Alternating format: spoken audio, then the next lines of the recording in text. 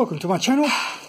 What I'm trying to do today is look at refurbishing this front panel. This is one area that I can still continue with the project and make some inroads. And you can see that I've already applied like a bit of a rust converter treatment there in the past. And but what I will be doing is removing the grille, the lights, the strip up here, also the latch mechanism, and then I should be in a position to be able to strip it all back down with a wire wheel on an angle grinder. This one here is not too bad. You can see there's a little bit of rust, which is mainly surface, but certainly it hasn't completely rusted out like you would expect. So yeah, so it'll be interesting to see how we go and try to make this all look pretty. So first,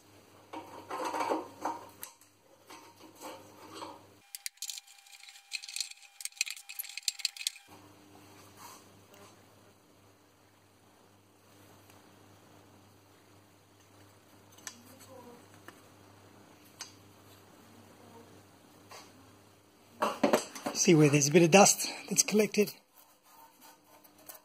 and as a result the paint's peeled off.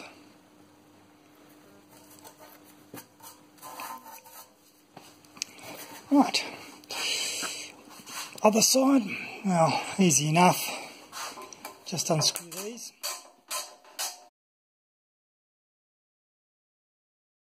And of course holding the entire grille in place. Okay, and lastly let's remove these lights.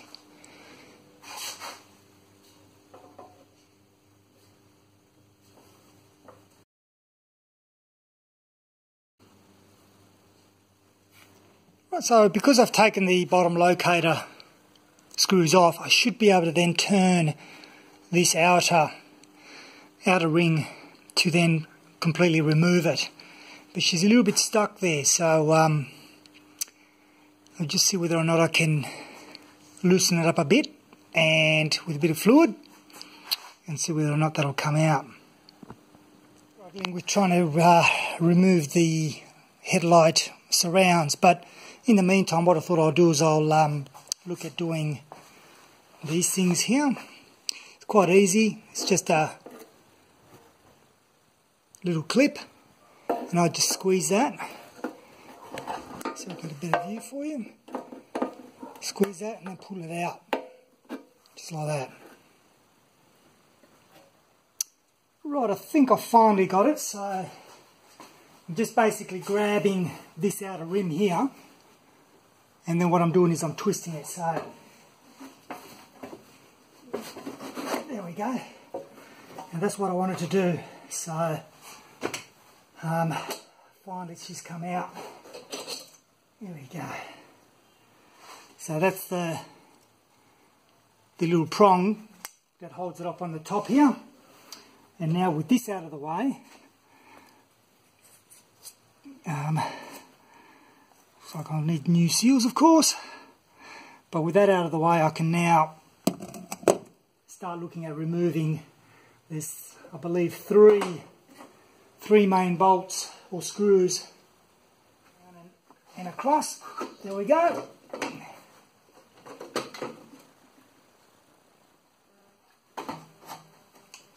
Now we have the unit.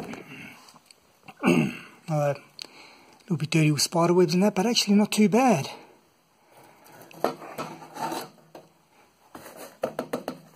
That's actually pretty good.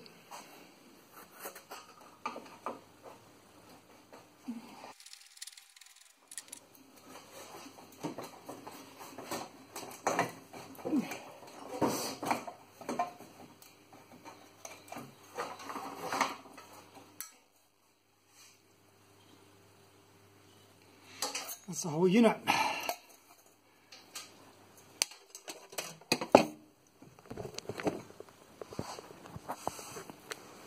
So there's also this rubber. Looks like that's actually fairly new. So I'm going to see if I can take that out without destroying it. We have now a stripped grille. So now I'll be able to organise the angle grinder with a wire wheel, and I'll just go over the whole lot. It'll be good. The only thing I noticed is a little bit of separation in this corner here. All the rest is fine. So I need to deal with that one as well. The couple of items outside, a good wash, and now they're drying. But yeah, just wanted to point out that these are original Lucas, and in fact, in the back here, we've even got the sticker. So they're not in bad condition. A little bit of corrosion, surface rust, but aside from that,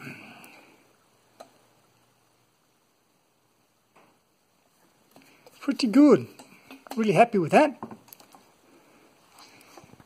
Well, after some time of paint stripping and grinding and rust converter, then more paint stripping, etc., I think I'm done with preparation. So it's all ready to paint the undercoat, a primer. The main problem with these is underneath. I'll show you here. There's a double skin there, you can see, and on here it's I mean, I've separated this on purpose so I can get the rust converter and so on in there, but this is a notorious area for rusting, so I'm going to make sure that I lather this really well with quite a lot of paint. Primer is applied. You can see here that it looks a bit messy. That's because I've decided to try out an etch primer as opposed to a standard metal primer. See how we go. The consistency on an etch primer is different to a standard primer. It has a kind of a runny consistency, but then it dries very quickly and starts to tack. So when you go over it again with the brush, it almost like it gives you this issue here. So anyway, I'll give it a go and see what happens. Worst case scenario, I can always sand it back or whatever, but I suspect it's going to be okay. Now I've got to let it dry and wait until I put the top coat. Let's just screw the radiator panel or front face to the radiator. Looking a lot cleaner. Of course, the assembly of the lights and so on is the reverse of disassembly. No surprises there. But it's actually looking quite nice now that there's actually something in the front. Right, so as I said, I just did these nuts and bolts here.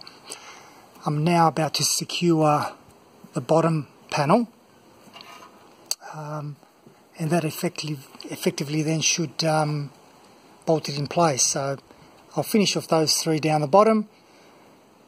Then I'll just put the radiator grill on there with the all-important Land Rover badge.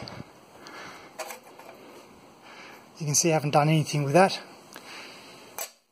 I kind of like this contrast between, you know, old and new. Just something about it for me anyway. Right, let me finish it. Well, pretty much it's done. Obviously the bolts need a final tweak down the bottom here. Once I've got the wings on, I'll need to tighten this up here to adjust it according to where the bonnet will sit. So that's firm but not fixed in. But yeah, it looks great. Now this colour is not the deep bronze green, it's the Brunswick green, and the reason why I picked it was because it was off the shelf, pretty much. But I actually quite like this colour better. It's a bit of a happier colour, I suppose, and so I intend to paint the bulkhead this same colour as well. Anyway, a little update.